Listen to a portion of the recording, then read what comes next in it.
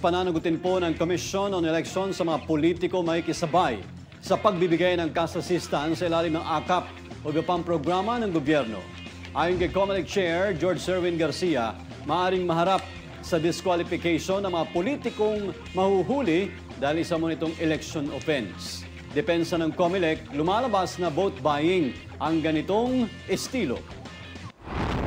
Dito pong mga nakakaraang panahon, nakikita natin na talagang ito ay sadyang inaabuso ng ilang politiko, ilang kandidato, at ang tawag nga natin dyan ay abuse or misuse of public funds. Technically, parang vote buying yan kapag ginamit mo ng legal na dahil didistribute ito at pinamamahagi sa mga kababayan natin na sana inaunawaan naman ng mga kababayan natin na ito ay isang karapatan na dapat ay sa inyo at hindi dapat pinupolitika o tinitake advantage ng iilan lamang na kandidato.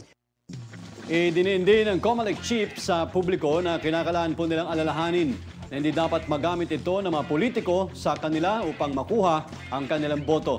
Dagdag pa niya, ang DSWD ay responsable rin na masigurong walang politikong makakaeksena sa pagdidistribute ng cash assistance matapos nilang payagan ang pagtuloy sa programa ng AKAP sa kalagitnaan ng election period.